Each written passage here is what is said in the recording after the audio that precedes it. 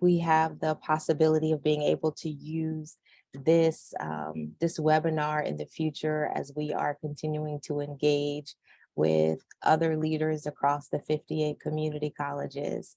It is really nice to see all of your faces, to see the smiles. It's still early enough in the day in the semester, and that the smiles are for the promise of what's to happen, because we know that not only do these professional learning opportunities give us opportunity to connect in state, but we also know that shortly enough, many of us will be traveling to some of the national conferences where we'll be able to do that and bring that information back and continue to inform our conversations. On behalf of the Belk Center for Community College Leadership and Research, again, welcome and thank you for joining us. We are super excited to continue this very intentional one-to-one conversation around what teaching and learning looks like for North Carolina specific. We have amazing opportunities of national resources and national partners, but sometimes those resources may feel a little out of reach because they're at institutions that are multiple campuses and are significantly large and may have resources that don't necessarily parallel those of our individual college or system resources, or because we don't have some of the same numbers of personnel and things. But that doesn't mean that there is not a way for us to highlight all of the amazing work that is happening across the country, and then specifically narrowed down to North Carolina. And so part of the design of this webinar series that we began in November was to really take an opportunity to highlight some amazing work that's happening in our state that will give example of teaching and learning success, both in building, sustaining, and taking centers and efforts to the next level. So many of you are coming from institutions that have existing centers or are in the process of creating centers. And we hope that the information that our colleagues from Blue Ridge Community College, as well as our colleagues from the Central Teaching and Learning Hub will share with you all will not only be great resources, but will be kind of like that turning point of conversation to look for additional resources in state, since we are all working for the betterment for the goal of student success in our system. I'm going to go ahead and just give you a little brief disclaimer, or not disclaimer, but a little brief insight into this specific webinar. We're focused on continuing strong professional learning and development and sustaining centers. And so the folks that are joining us that you'll be hearing from have been doing the work and are at various points in this work's timeline. And you'll see that in some of the comments and the insight that they provide for us. So I'm just going to name the folks who are here with us today, and then we'll get started in the actual ebb and flow and Q&A of this conversation. We have with us from Blue Ridge Community College, Sarah, Kevin, and Jamie. They represent their teaching and learning efforts, both from the instructional design as well as the director or the directorship, the strategy of this work. We also have our two co-directors from the Central Teaching and Learning Hub, Marye and Blake, which represent Central Carolina and Durham Tech. So I'm going to start off by asking you all, if you're comfortable, to drop in the chat where you are from, your college, your discipline, your position, just so the folks who are joining in on this conversation can kind of look and see who's represented where. There's no right or wrong answer. So please just share with us what college you're representing and what your functional area, your portfolio is, if it's instruction, what discipline. If you are in an admin or leadership role, we ask that you share that with us as well. And again, thank you all for joining us. So I'm going to kick it off with our very first question, and I'm going to toss it to Sarah to get us started with this conversation and this exchange of ideas and of learning. Can you share with us how Blue Ridge has embraced faculty professional learning through the course development process? And also, what are the elements of the process that you have started to support faculty, especially those with an equity lens or focus? And I'll say, Sarah, I sent out maybe about an hour ago the course development document to everyone that was registered. So they should have access to that as a reference point for your comments. It's all yours. Wonderful. Thank you so much, Monique. And thanks to all of you for being here. As Monique said, I'm Sarah Parlier. I direct the teaching and learning department here at Blue Ridge Community College. And I'm excited to be able to really just introduce my two colleagues, Jamie and Kevin, who are our instructional designers and work very closely with faculty and do the faculty development work within our course development process. Like Monique said, our course development assignment document was sent to you. I encourage you to look over that and feel free to send me any questions via the chat or email after the session. But what I really want to highlight is that for us, the course development process, which is something our deans and chairs and our faculty desperately wanted. They wanted to have a systematic process for building new courses or revising courses, that we've used that as an opportunity to elevate the expectations for, especially for online course development, and to really help faculty grow in their skill set, both technical skill set and their understanding of what teaching and learning can be looking like as we move into the future for our students. So I'm actually going to turn it over to Jamie, and then he'll pass the ball to Kevin so that they can talk with you about the specifics of what, maybe some specific stories about what they've done with faculty through the process. Thank you, Sarah. Kevin and Jamie, it's all yours. Thank you, Sarah. Again, thanks to everyone for being here. I think what I'll start with, as far as the course development document, the number one thing it's done so far is to help facilitate building a relationship. And that's really what it all comes down to for me. Between the collaborating and the building of those relationships with the faculty or subject matter experts, or however you want to refer to it. I mean, I love to meet new people, and I love to work with them to try to find a real solution to some sort of problem they're having. Specifically, whether that's creating a new course to fill some knowledge gap in an industry, or kind of working on an existing one that needs sprucing up, or maybe training a faculty who hasn't taught a hybrid or fully online class before. I think that speaks sort of to the equity lens, and having to really shift my focus to where they are, and meeting them there, because the goal of our department is to meet them individually. I mean, whatever their level of experience is, I mean, to recognize their skills and the strengths that they bring to the table, so that we can start building the learning outcomes. There's a scenario could be that an instructor comes with 1,000 ideas, and we have to kind of pump the brakes to say, okay, let's start and let's manage our expectations. And then another scenario is they come to you with kind of a general idea, and we can shape it into some kind of actionable thing. So really what it comes down to, I'm fairly new to this field, and I spent a lot of time on IT help desk, and going from that perspective, solving problems and speaking in a kind of a technical language and documentation, it's sort of built into my thinking already. So I think in a lot of ways that's helped. And with this, spending a lot of time with the course development process and the document, it's helped me to sort of see things from the beginning to the end, as far as the relationship we start and how we see the instructor through the course.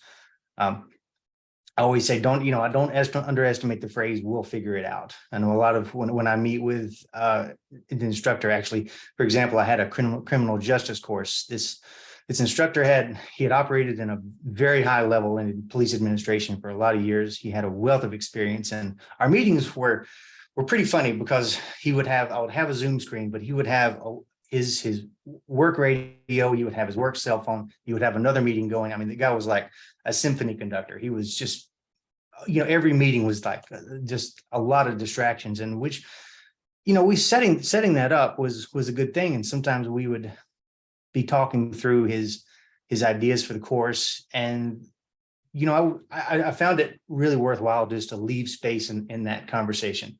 We'll figure it out together. Let's think through this and have something that we can both end up with at the end of it. So really from in that example, I was with him from the initial contract meeting all the way up to the first day of class. So hopefully, I mean, that's being new to this field. I hope that I'm more involved in more processes like that, where I can see things from the beginning to the end. That's a great example. And I just want to highlight and underscore what you shared about being new to the field, because that is representative of so many of folks who are teaching for first time, full-time instructors, or folks who are joining us who are adjuncts, that there is a safe and inviting and affirming space for folks to do exactly what you just said, which is jump into a new pool and not drown, but have all of the support, both collegial, inter college, and then in spaces like this. So I want to thank you for just highlighting that, because I think that's really important for us to consider as we think about the comprehensive ways that we are reaching folks at our particular institutions who are full-time, who are part-time, who are adjuncting, who are joining us from industry and career, and this is their first instructional opportunity. Kevin, what would you add or share based on what Jamie and Sarah have given us so far? Thanks, Monique. Well, basically, we're sort of fortunate because have a teaching and learning center that we're developing. It's still nascent, but we also have time to really give to this. So I'm not doing 5 jobs. I've got a handful of tasks that I do, and one of them is helping someone do course development. A person who's like, we have this outstanding educator, professor from University of Miami, where she was a department head emeritus. She comes in here and she's going to help us put together our two anatomy and physiology courses. And I get to help her do that. Well, she is brilliant. She's done this so much, but her modality is face-to-face. So we all know this. And when COVID especially, we had to not only do distance ed, but we had to rethink distance ed and the synchronous, asynchronous part.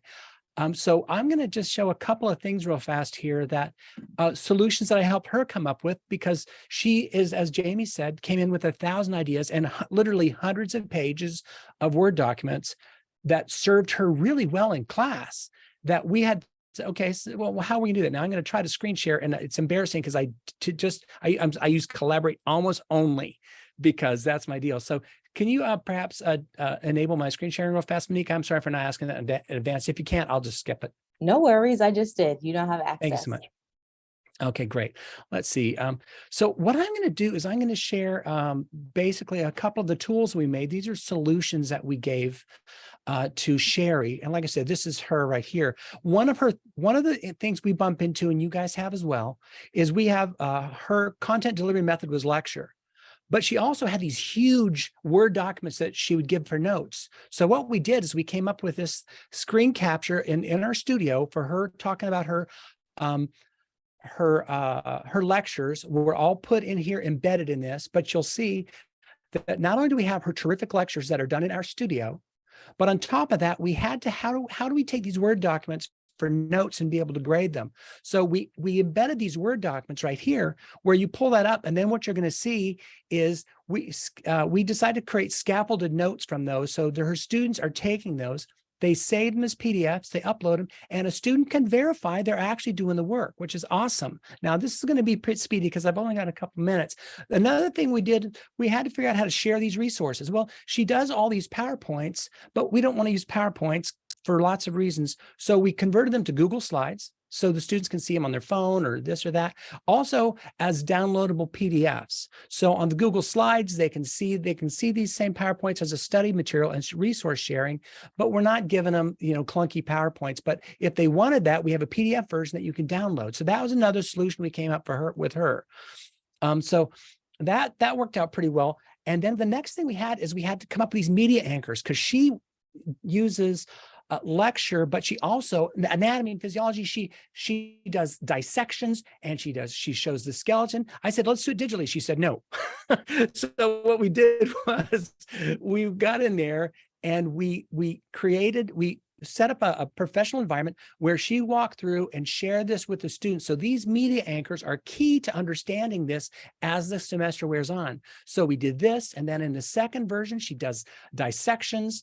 And we thought, well, how can we do dissections? Well, what we did was we did this, and then we went in and taped her dissecting a heart of a cow and a sheep, and so she did all this stuff. Then we added that with a whole host of these exercises. So now the other thing we did was she's got literally hundreds of pages of exercises and examples. And what we did, almost without exception, is turn all of these into H5P interactions. These complement the actual lectures, they complement the textbook. And now what these are graded, so the students have to pay attention, but they're also practice. So the student can go back in and do this again and again and check it. But the first time they get the grade, oh, I didn't do so well. And so we made a whole bunch of these using the textbook materials and her lectures. They complement those as well. So we're doing all of this.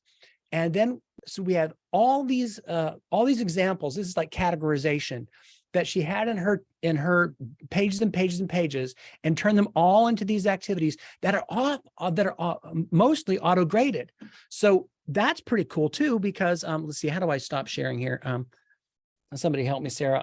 Oh, there it is. At the It top moved of all your the way over there. I screen. found it. Sorry, I got too many monitors. Anyways, so we created all these materials for her, and so much of it's auto graded, but really important stuff. And now what we're doing is we're handing this off to other instructors, and they are saying, we love it, because it's not all on the burden of the faculty member to do that. And then lastly, we added proctoring, because this test, if it's done online, if you don't have some kind of accountability, they're pretending to read, and we're pretending to test them. So the proctoring has changed that scenario too. So this is one class where I was able to sit down and spend all this time developing these, and it just was great. And it's because of the affordances that the Teaching Learning Center and really Sarah's leadership, of course, have made this possible. So that was 5 minutes, 30 seconds. Sorry. No, you are perfect. I love the way that you were able to illustrate to us the work that I'm not even going to gamble to talk about the investment, but I do want to highlight the ways in which the question was around equity, lens, and focus. And while it was slanted towards student success, your latter comments really highlight how that slant is also very centered around faculty equity and access, and the use of the initial course being something, a skeleton or a model that you're using with others, which underscores the power of the investment and the sustainability of one effort being Right. something that translates across a discipline, a division. Because we don't want to talk at you all at any point. If you have any questions, please feel free to drop those in the chat. We definitely want to incorporate questions in the process. One thing that I'm going to table for maybe the end of our conversation is to talk about the investment that this takes at the college level. And Kevin, Sarah, Jamie, if at some point towards the end, you want to share with us what that has felt like and looked like from a leadership perspective, from your president and your president's leadership team, would love to delve into that a little bit. But before we get there, I want to shift to talk about the complement of campus-centered professional development and learning and support for faculty, like the two examples Jamie and Kevin have provided, and what that synergy and energy means on a campus. And I want to kind of juxtapose and complement that with what we know is happening with the teaching and learning hubs, the Central, the Piedmont, the East and West hubs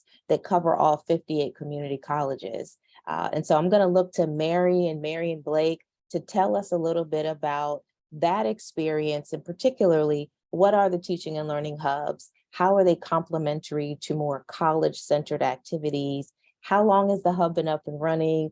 What are some of the learning opportunities? What can folks expect as a complement to something that is college-centered? Good morning, Monique. Good morning, everyone. Thank you for participating with us today. And what a loaded question.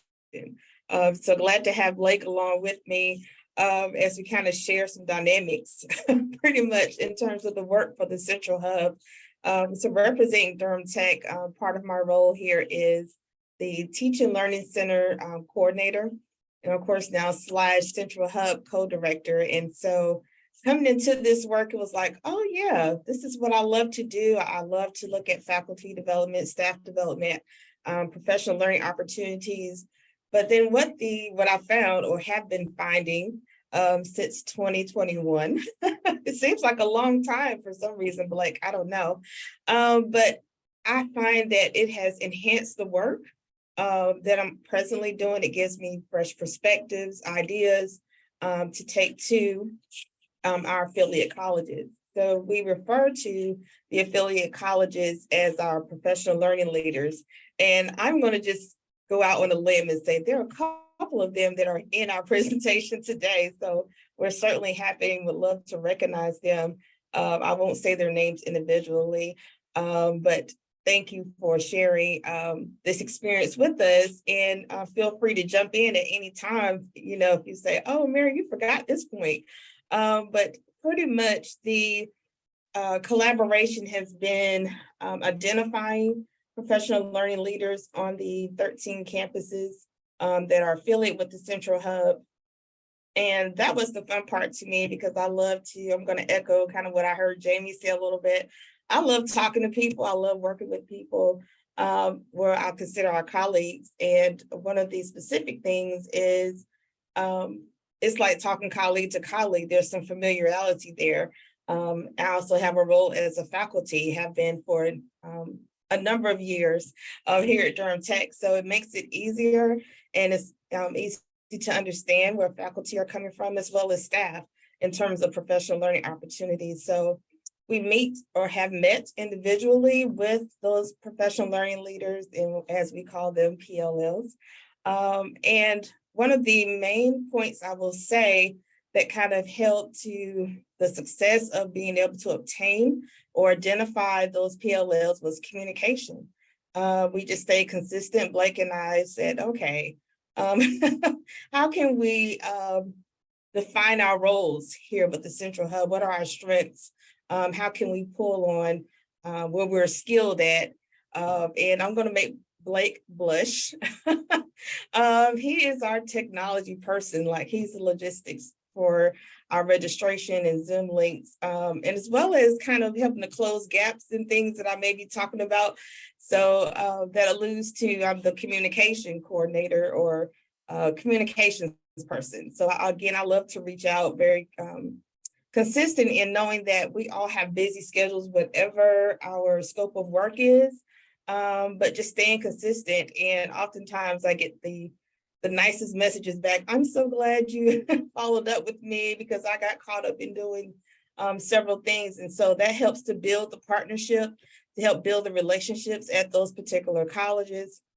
I think now they understand that they can call upon us. We get emails.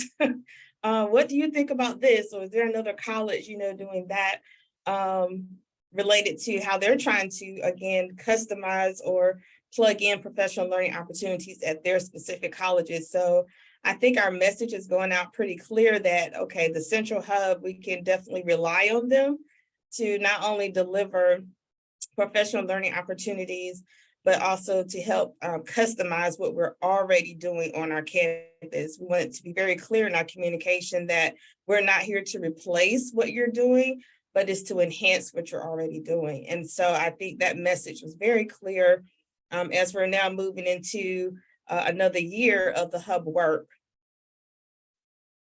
I would also like to say it has been very beneficial that this partnership with the Belk Center, along with Achieving the Dream and the North Carolina Student Success Center, has brought all of this together. So I'm going to give an example of what it means to have a strong partnership and to be able to meet with those leaders from those different organizations to kind of help us as a Central Hub enhance what we're offering to our colleagues. There was a college that really had no calendar built or a lot of professional development offerings. And so our partnership with North Carolina Student Success Center and ATD, it allowed us the opportunity to provide some type of context for faculty and staff to engage in professional development learning. But we also have a different spectrum, because we know that all colleges function within their own culture. There were a lot of offerings. I was kind of wowed a little bit when I first met them, like, wow, who had known that you were offering this? But we also found that there was a way that we could work together to enhance what they were already doing. So we found the spectrum very at the bottom, where we're trying to get established to we're established, but there's always a need, right, for professional development opportunities and to offer that to our colleagues at our college. Again, cultivating those relationships and again, making sure we customize what is currently being offered. Mary, can I interject for a minute? Because I want to Yes. shine a spotlight on something that you and Blake are already doing that is a super significant point and a compliment to what Kevin and Jamie started. So they talked about something that was very course specific, but you all have a program that is happening soon. I want to say it's Thursday the 26th. Oh, yes. The culturally With responsive. ATD, yes. Yes. So because you all, I'm just going to do it for you. You all have a great example of how the collective approach to faculty professional learning is really something that can happen college-centered, discipline association-centered, if you're thinking about the health sciences or accounting or things like that, but then also the hubs, because the session that you all have coming up this week takes a little snippet of what can start here and takes it to a wider lens. Do you all want to share a little bit about Thursdays so folks can kind of see the illustration of what is an offering that is going to happen that could be helpful for faculty in the design of multiple courses or the delivery of multiple courses? Blake, are you unmuting? I will. Hi, everybody. So that was one thing I was actually going to jump in if Monique hadn't, because I think that's what I've found the most with doing this work is, as a math instructor, I've always been in that math world, right? This is my first foray into actually looking at professional development or professional learning in general. So it's been a lot of fun actually being able to look at the big picture and how things can be offered that can benefit people across multiple disciplines, right? And so I think that's one thing that we really try to do, because we know a lot of the professional development on our individual campuses are, campus safety and security. That's something that has to be done, right? We're not going to focus on that because we know it's being done on each individual campus because it needs to be campus specific. And so our things that we're trying to offer are really more just holistic. How can we actually make sure that we're touching as many individual instructors and staff members also, right, on these campuses, because we know that everybody impacts that student learning. That's good. And I want to draw a larger connection to how we know this works. So I'm sure a little later, Kevin, Jamie, and Sarah might share a little bit about how they know the benefit is happening with the efforts that they're doing with one-to-one with instructional design. And on the other end, how do we know from a coordinated hub perspective for the state that this collective body of offerings is working? Is whenever you register for something that's teaching and learning hub centered, the registration form will ask for your faculty ID number, your data tail, or your colleague number. And for some, that's like a unique question, like, well, why do you need to know that? Who's gonna find out that I went to this thing? It's not to look at individual attendance, but it's actually to help us with our evaluation plan. So collectively, the system office and the Belk Center have a data agreement that allows us to look at the analysis or analyze student academic outcomes based upon participation in professional learning. And we do that in an aggregate. And the only way we can do that is if we're able to map attendee to course outcomes, to completion, to sequence and those things. And it's a part of a really robust plan, which is at the foundation of the sustainability of this work. So one of the things that we talked about or have been talking about for a while now is how do we sustain all of these efforts? And we know that some of the amazing gifts that happen to institutions and happen to organizations happen because folks can see sustainability in planning, and they can see the end or midpoint of, we're collecting this data to prove that what we're doing is actually working.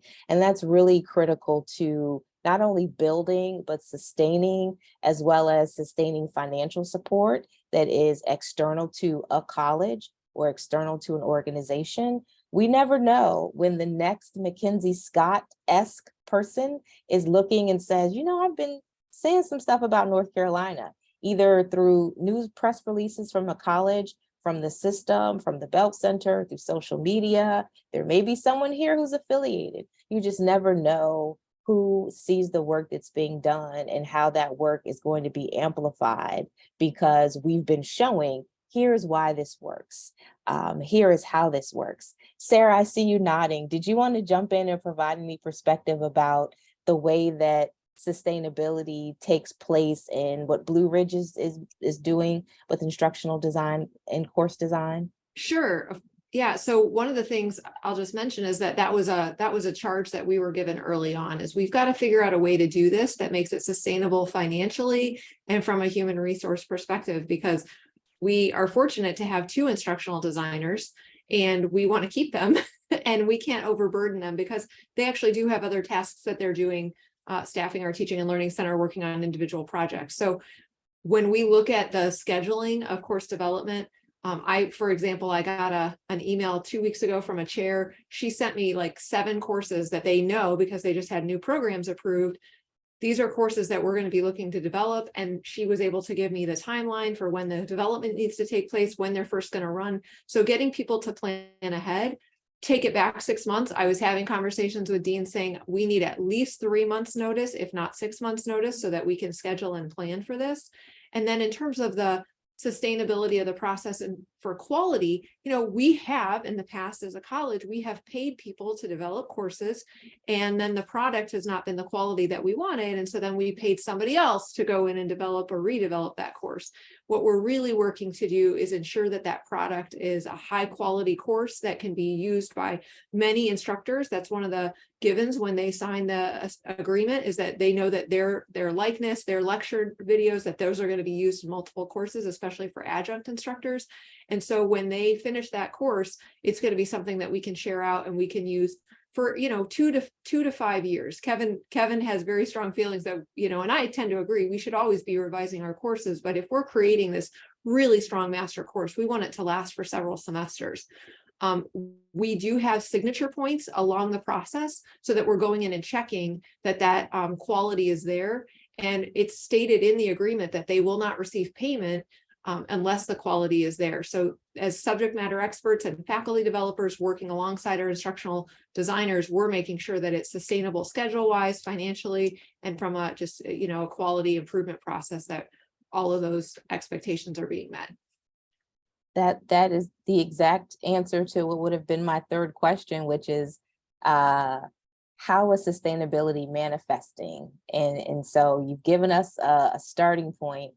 Marye, Blake, Kevin, Jamie, how else do you see sustainability of the work that you're currently leading and you're also engaging others with, whether it's the one-to-one faculty engagement on campus, or Marye and Blake when it's engaging with professional learning leaders at the 14 affiliate colleges, I think 13 if we don't count Central Carolina and Durham Tech. But how are you all seeing and keeping folks and helping folks get engaged with the sustainability of all of these efforts?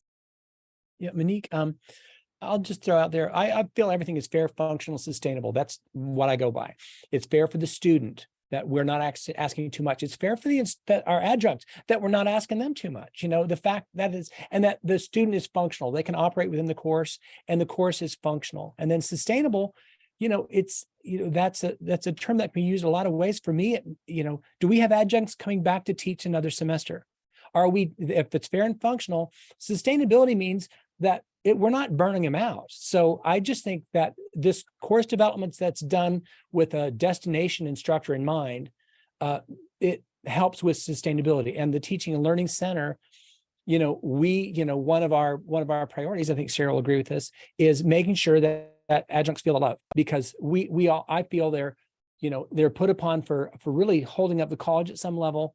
And yet at the same time, as we all know, their pay isn't often, stellar. So for me, I just see us doing being kind and supporting them is, something we can do, because, I don't have the ability to raise anybody's salary.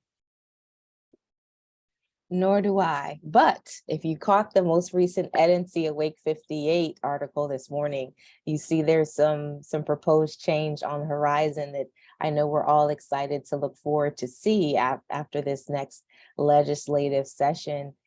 Stacy has an amazing question before I know Marye and Blake and Jamie might jump in, but I also want to highlight Stacy's question. How do you get buy-in for payment for course development? I might need more from Stacy. I don't know if you want to take yourself off mute. You're talking about buy-in from deans, chairs, vice presidents? Yes, that's a battle that I'm fighting constantly to get recognition that something like that is above and beyond, instead of it being just a part of their jobs, you know, to create a master course or something like that. And so it's a fight worth having, but it's an uphill battle, and I lose more than I win. Sure.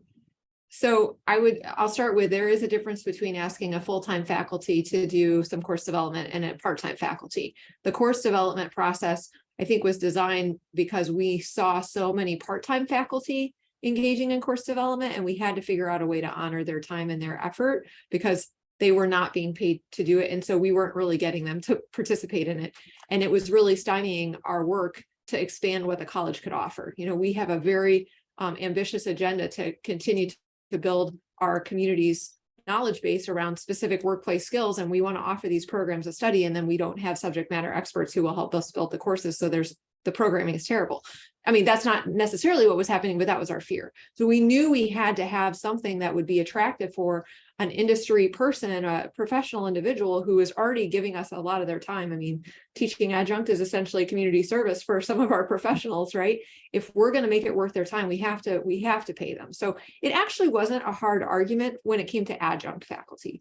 Now, our full-time faculty, especially on the arts and sciences side, both the faculty themselves and I think our deans and chairs agree that that really is part of their job description. And even within that arts and science group, I think that you have some adjunct instructors, say an English instructor, who's just going to feel like that's their job, is to create the course, that course design, course development is part of their job. But when we're talking about these master courses that are going to go out every semester to multiple adjunct instructors, and they all want to be teaching from the same course shell, essentially, there's definitely interest and engagement there. And our vice president, Kathy Allen, she's been incredibly supportive of this. She really spearheaded it and just charged me with making it happen. And so I feel very fortunate that both our vice president, Kathy Allen, and Scott Queen, who oversees our workforce development side and CE side of the college, they've been very supportive of this. And so we've made it a budget priority. Yeah. Can we crowdsource in this moment? If anyone else would like to drop in the chat or unmute yourself, to share some strategies, some talking points, or anything related that you can also share with us and highlight for Stacy that might be an additional tool to use in continuing to position why this work, why sustainability and strategy are important. I want to give space for everyone else to hop in and provide some perspective if you'd like to.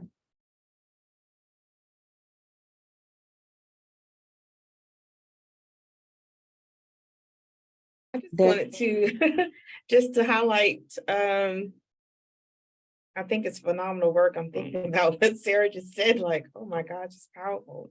How you would support adjuncts that way, but from a central hub perspective too, for our affiliate colleges, I think it is important that we create ownership, that our PLLs understand that this is not Central Carolina and Durham Tech, you know, like we're the gurus of this project, you know, this partnership, but it's that we're all leading from our seat. Our president, President J.B. Buxton, always talks about that, leading from your seat. And so giving people ownership in the work that you are doing, sharing, being very transparent about what is happening with the Central Hub, I think it's been beneficial. And again, we have, I can identify at least two that's here at Pitt Community College. That is also one of our affiliate colleges. And again, I just wanted to really emphasize those two, that we're identifying the need. So that means we have to really listen and tailor into what each specific college is requesting. After a while, we kind of figure out what the different colleges do need.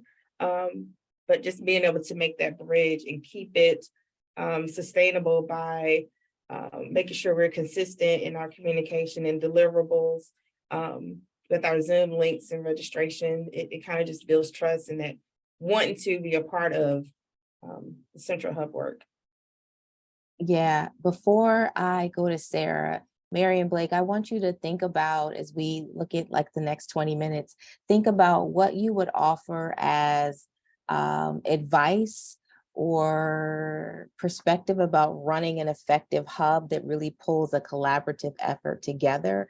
What are some of the best or better practices that you all have identified just in the last semester as you think about your initial relationship with your college, your initial assignment and work, to the transition of being both at a college and being a co-director? I want you to think about that. But Sarah, I'm going to come to you because I know you have your virtual hand raised.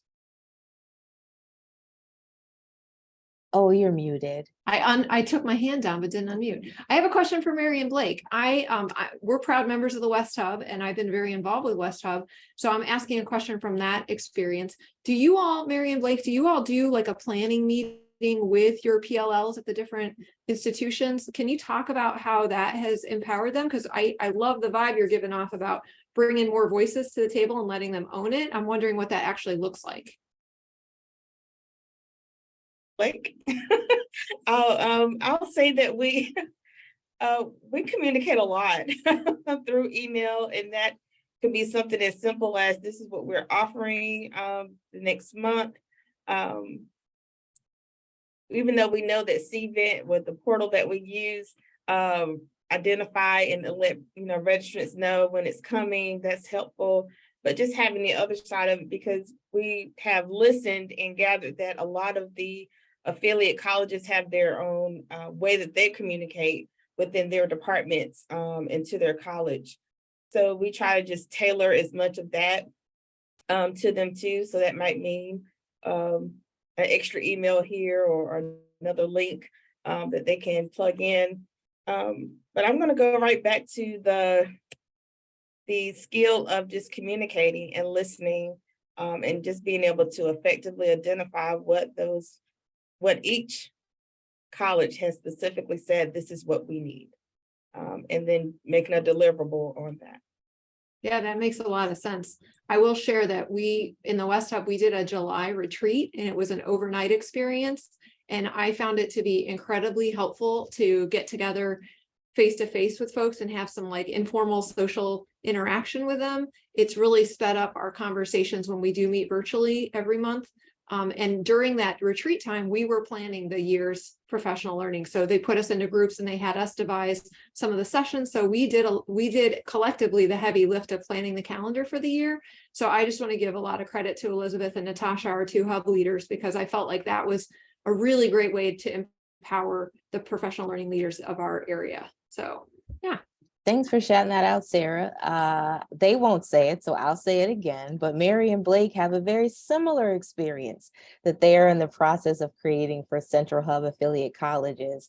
And each of the 8 co-direct or the 2 pairs of co-directors for the 4 hubs has done something or is planning something very similar to what you just shared about the West Hub, because the East and West hubs were born first, I should say, like born, not literally, but were in existence for the 21-22 academic year, and the Central and Piedmont hubs are being born or in existence for this academic year. They've had a running start, but that is something that each of the 4 hubs and their pair of co-directors has identified is really critical for the very thing that you just mentioned, keeping folks engaged and motivated, and also building in this additional community of practice that it seems like a no-brainer on the front end, but really what you described and the fact that you're able to say the heavy lifting was done by a collective body of people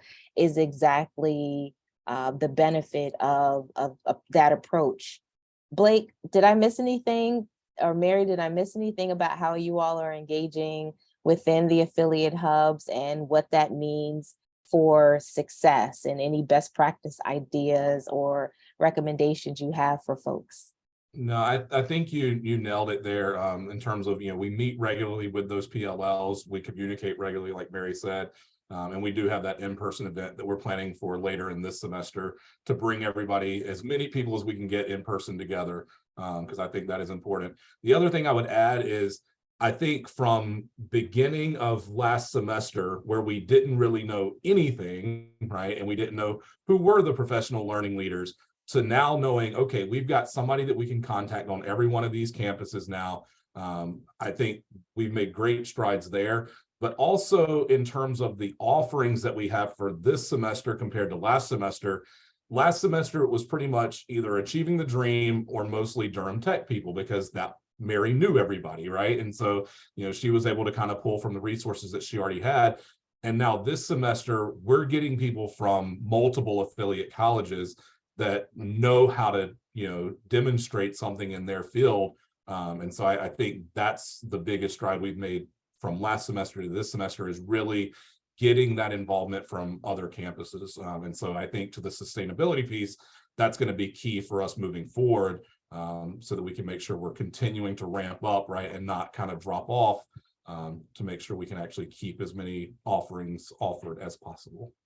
I'd offer that as a Yes. better practice, like a best practice. Because if I go back to what Jamie initially said when he started about being new into this field, being able to invite, identify, encourage, and support newish, and seasoned folks who are throughout their instructional career in the sharing of this information and the sharing of a call to action and an actual response is really what I would think is one of the better practices for running a successful teaching and learning center or teaching and learning initiative. If your campus doesn't have a center yet, but you're all a part of a hub in across the 58. But I think that connection between what Blake just shared and what Jamie started with is really clear to me as a best practice, because you're giving an opportunity for folks, not just those who may be the go-tos because they've been known to do a certain type of thing, but also the invitation to folks who are new, but have an incredible gem of information and style that they can add to the existing professional learning or professional development opportunities. Mary, I noticed you're off mute. Go ahead. I didn't mean to interrupt. I get excited every time we talk about all the little hurdles that we have crossed, and the individual meetings were also helpful too, as a best practice. We just, again, took time to customize a schedule that worked for those PLLs to come and speak on their campuses, whether it was speaking to someone that supports their programs, but also a best practice is making sure you communicate with your presidents and vice presidents and chief academic officers. I know just speaking from Durham Tech perspective, and I'm going to just kindly say, I'm sure Central Carolina could say the same thing. We just communicated by having meetings on whatever level that was needed, whether it was with our chief academic officers or our vice presidents, and just getting their feedback and getting their support, because that also helps to push the work forward. Knowing that it's a partnership. It's not just specifically for faculty, but also having student services involved as well. So I wanted to just say a best practice too is making sure you communicate with your administrators and keeping them in the loop of what's happening with professional learning. Yes.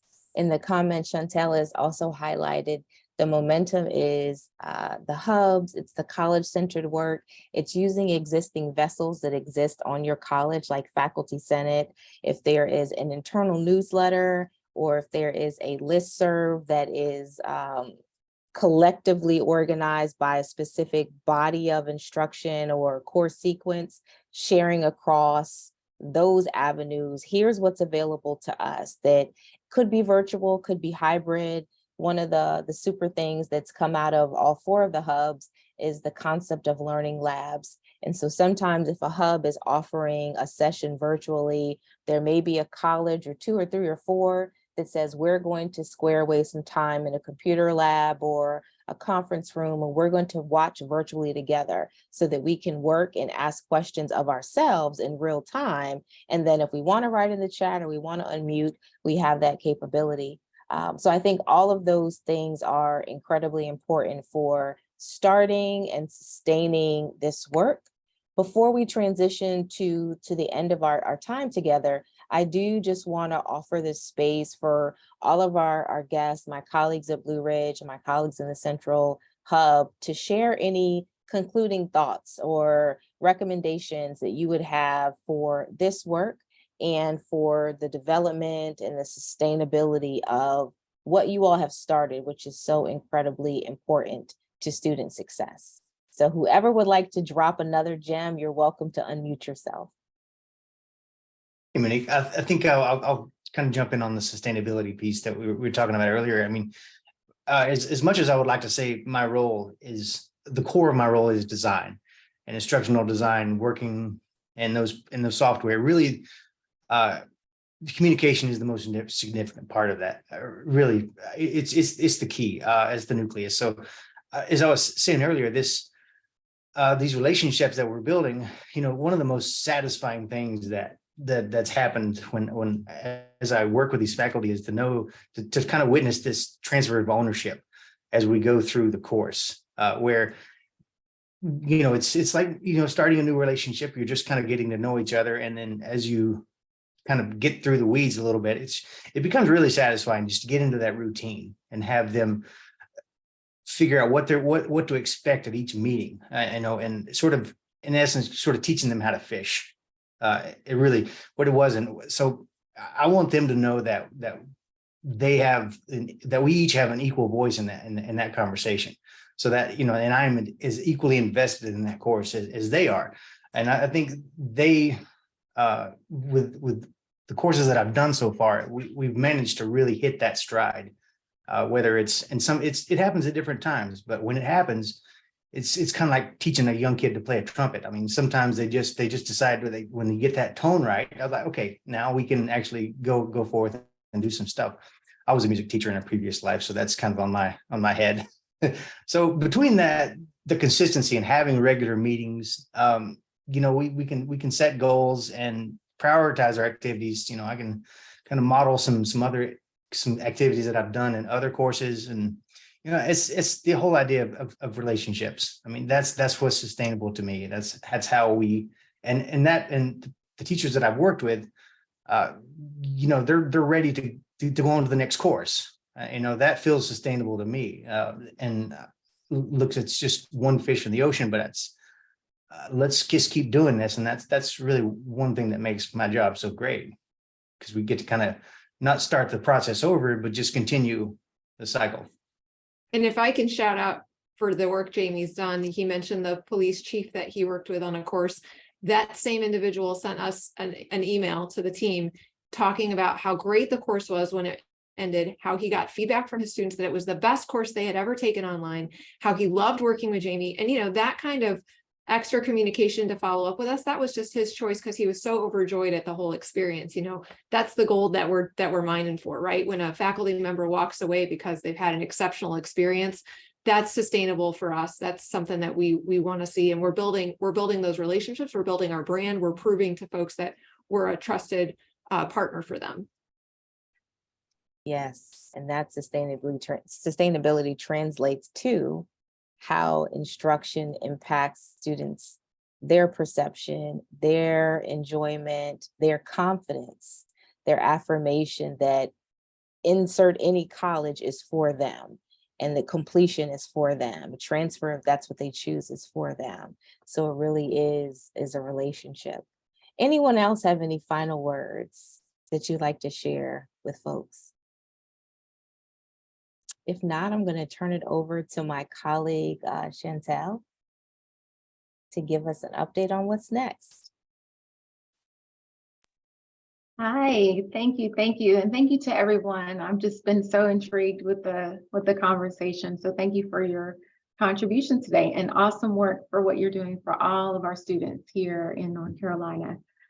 So upcoming, we have in our next webinar, which will be February 21st, a little less than a month from now, we will be highlighting faculty learning communities. We know that faculty learning communities and the collaboration and partnership with faculty to share best practices is so critical and an essential part of their development. So we'll be highlighting some best practices from faculty learning communities that are being done very well here, right here in North Carolina, as also some best practices for how other institutions can capitalize on that and start their own FLCs if they haven't already. So stay tuned for our February 21st. Mark your calendars. The Zoom registration link is available, I believe. If not, we will make sure it is. Yes, Monique? Yes, I'm Okay. 87% sure, but yes. Okay. And then we will close out our webinar series in March with looking at how we all play a part in professional learning and support for student success, and really emphasizing teaching and learning from every seat at the college, including faculty and staff. So great things to come, and thank you for all of our speakers today. Monique, I'll turn it back over to you. I am going to drop the registration link for the next webinar that you've mentioned in the chat, but I definitely want to thank you all for joining us. We are giving you 3 minutes back in your morning because it is 11:57, but I thank you to our colleagues from Blue Ridge Community College, Sarah, Kevin, and Jamie, and thank you to my colleagues from the Central Teaching and Learning Hub, Blake and Marye, for helping us illustrate what's happening in North Carolina around faculty professional learning, starting, sustaining, and then continuing this conversation across groups and colleges and across the state, because we were all invested in the same thing. And that's to make sure that our students, our adult learners, our folks in community are successful in North Carolina's great 58 colleges. So enjoy the rest of your morning, you all, and hope to see you again in a month. Thank you so much.